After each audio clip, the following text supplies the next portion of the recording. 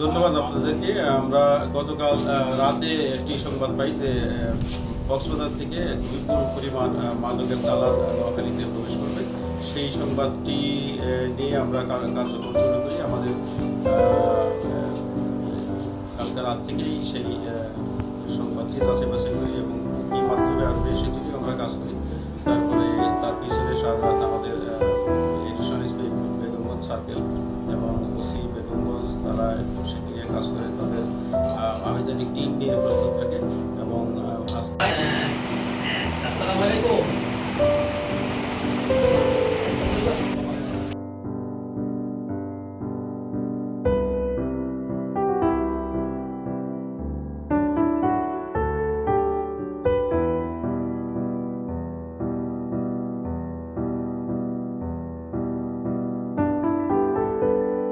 আমি ছোট করে আরেকটা কথা বলি। কক্সবাজারে তিনি এখানে কাজ করে কক্সবাজার